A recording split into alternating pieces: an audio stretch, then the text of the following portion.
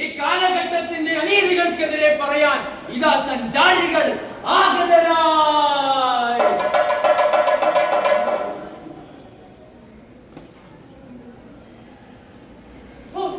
എന്താ ഈ ലോകത്ത് നടക്കുന്നത്? ശുഭാംശങ്ങൾ ബഹിരാകാശത്ത് പോയി തിരിച്ചു വന്നു. അല്ലെങ്കിൽ തന്നെ കയ്യിലൊരു ഫോണിലേക്ക് എന്തൊക്കെ അറിയാൻ പറ്റുക? അത് മാത്രം അലക്കണമെങ്കിൽ വാഷിംഗ് മെഷീൻ എന്തിനു പറയുന്നു? സ്മാർട്ട് ക്ലാസ് ഇല്ലാത്ത ഒരു സ്കൂളുമെങ്കിലും ഉണ്ടോ? അങ്ങനെ എത്ര സംഭവങ്ങളാണ് ഈ ലോകത്ത് നടക്കുന്നത്. അങ്ങനെ കൊലിപ്പിക്കാൻ മാത്രമൊന്നും ഇല്ലടാവേ. നമ്മൾ കാണാത്ത മറ്റൊരു പ്രവേശനോട് ഇതിലുണ്ട്.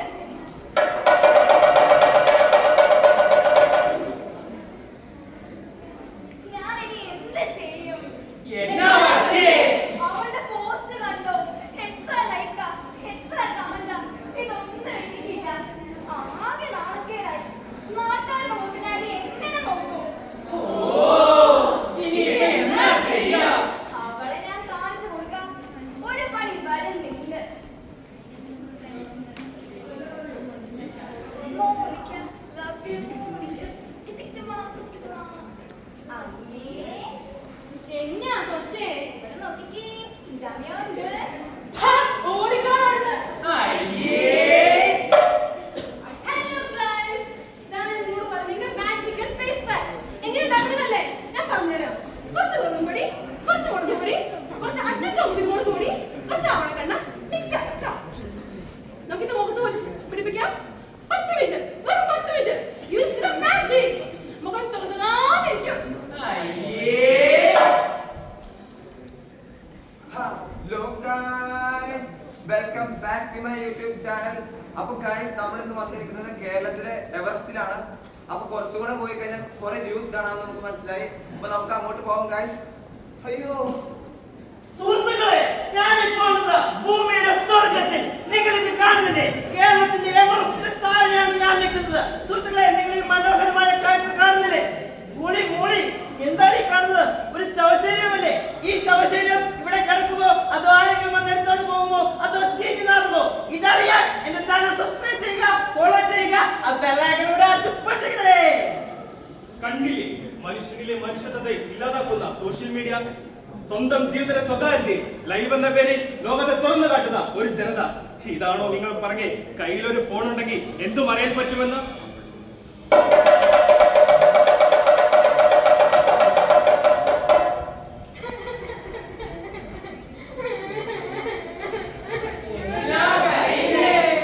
എനിക്ക് വിഷമം സഹിക്കാൻ വയ്യ. അവൻ എന്നെ പെൺ ചെയ്യുമായിരുന്നു. ആദ്യം ലവ് ബോംബിംഗ് ആയിരുന്നു. അവൻ അമ്മ വീട്ടിൽ പോയപ്പോ അത് ലോങ് ഡിസ്റ്റൻസ് റിലേഷൻഷിപ്പ് ആയി. പിന്നെ ഷോസ്റ്റിംഗ് പോലെ തുടങ്ങി. ഇപ്പൊ അവൻ പറയുവാ അത് പെൻസിങ് ആയിരുന്നു. 2 ആഴ്ച. കുട്ടികൾ വിരിച്ചില്ല, അതിനു മുമ്പേ തുടങ്ങി. ഇതാണോ നിങ്ങൾ പറഞ്ഞ ബന്ധത്തിന്റെ വളർച്ച? സ്നേഹം എന്നത് പവിത്രമായ ഒരു കാലമുണ്ടായിരുന്നു. ഇത് ഇപ്പോൾ വെറും ടൈം പാസ്.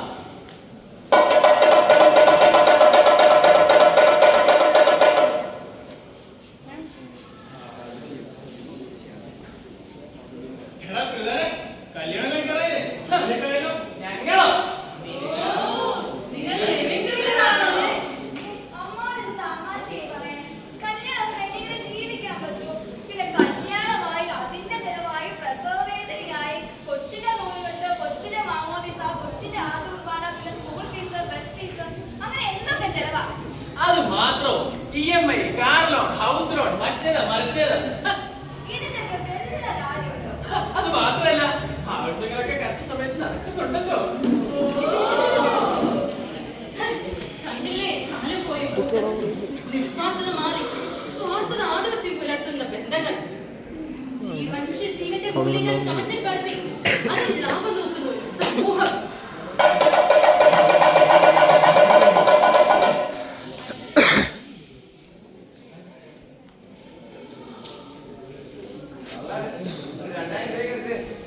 എന്തിനാണ് അത് നിങ്ങൾ അറിയേണ്ട ആവശ്യമൊന്നുമില്ല. എനിക്ക് പല ആവശ്യങ്ങളുണ്ട്. വളരെ പൈസ കിട്ടും. നിനക്ക് അങ്ങനെ നശിപ്പിക്കാൻ എന്റെ കയ്യിലൊന്നുമില്ല. നിങ്ങൾ തരില്ലേ? ഞാൻ എടുത്തോളാം. എന്താണ് ചെയ്യുന്നത്?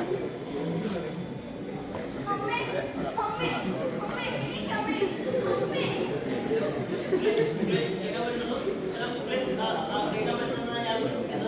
കേരളത്തിന്റെ അല്ലെങ്കിൽ മനുഷ്യ മനസാക്ഷിയെ വേദനിപ്പിക്കുന്ന അല്ലെങ്കിൽ കേരളത്തെ ലോകത്തിന്റെ മുമ്പിൽ തലകുനിക്കുന്ന ഒരു സംഭവമാണ് അരങ്ങേറി ചെയ്യുന്നത്. ഈ കൊലപാതകത്തിനെ പ്രതി നമ്മുടെ കൂടെ പ്രതിയുടെ മനോവികാരം എന്താണെന്ന് നമുക്ക് ചോദിച്ചാൽ എന്താണ് പറയുന്നത്? നിങ്ങൾ അറിയേണ്ട ആവശ്യമില്ല. മനുഷ്യന്മാരെ മരിക്കും.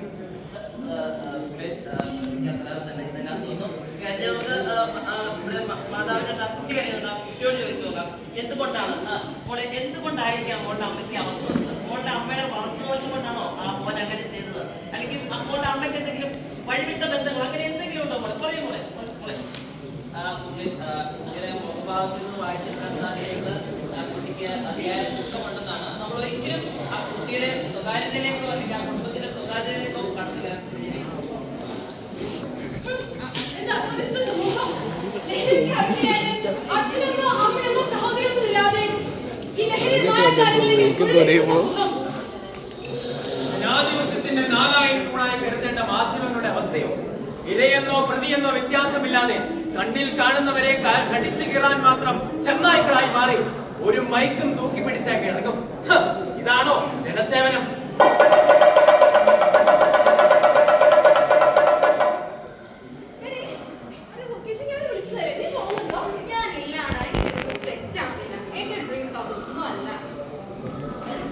ഞാൻ പോകുന്നുണ്ട്.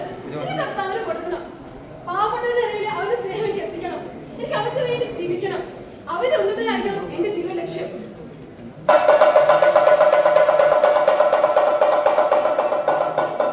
നീ മതപരിവർത്തനം നടത്താൻ വന്നവൻ, നീ സ്നേഹം കാണിച്ച് ജനങ്ങളെ വഴിതെറ്റിക്കാൻ വന്നവൻ. വീട്ടിൽ പ്രാർത്ഥിച്ചാൽ പോരെ? നീ എന്തിനു ഇവിടെ വന്നു? നീ ഇവിടെ നിന്ന് പോ. ഇവിടെ എന്താ? നിനക്കാരുണ്ട്? നിനക്ക് വേണ്ടി സ്വരം ഞാൻ തയ്യാറുണ്ട്.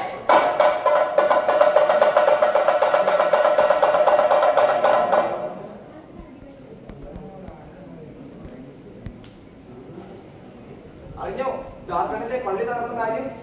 അതിന് ഞങ്ങൾക്ക് എന്ത് വേണം? മണിപ്പൂരിലെ കലാപത്തെ കുറിച്ച് നിങ്ങൾ അറിഞ്ഞോ? അതിവിടെ എങ്ങും അല്ലല്ലോ. ലവ് ജിഹാദിനെ പറ്റി നിങ്ങൾ കേട്ടിരുന്നോ? അതിന് എന്റെ വീട്ടിൽ നിന്നും പോയില്ലല്ലോ. അറിഞ്ഞോ ഛത്തീസ്ഗഡ് സിസ്റ്റർമാരെ ജയിലിട്ട കാര്യം? അതിന് ഞങ്ങളിപ്പോ എന്നാ ചെയ്യാനാ? എന്ത് ചെയ്യാൻ? എന്ത് വേണം? എന്റെ ആരുമല്ലല്ലോ, എന്റെ വീട്ടിൽ നിന്നും അല്ലല്ലോ എന്ന മനോഭാവമാണ് നമ്മുടെ ക്രിസ്തുനാഥെങ്കിൽ അവൻ നമുക്ക് വേണ്ടി കുരിശിൽ മറിക്കുമായിരുന്നു. മാമോദി സ്വീകരിച്ച ഓരോ വ്യക്തിയും സഭയുടെ ഓരോ അവയവങ്ങളാണ്. ഒരു അവയവത്തിന് മുറിവേൽക്കുമ്പോൾ ശരീരം മുഴുവനുമാണ് ഇത് ബാധിക്കുന്നത്. സഭയുടെ ചോരത്തിലപ്പായ യുവാക്കൾ സഭയ്ക്ക് വേണ്ടി പ്രതികരിക്കുന്നില്ലെങ്കിൽ പിന്നെ ആരാണ് സഭയ്ക്ക് വേണ്ടി മുന്നോട്ട് വരിക?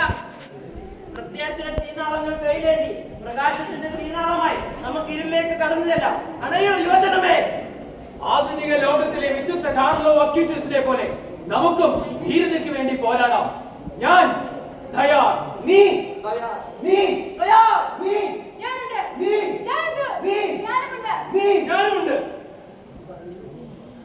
നാല് ദിക്കുകൾ സഞ്ചരിച്ച് ക്രിസ്തുവിൻ സഞ്ചാരികൾ ക്രിസ്തു ജീവിത സാക്ഷ്യമേ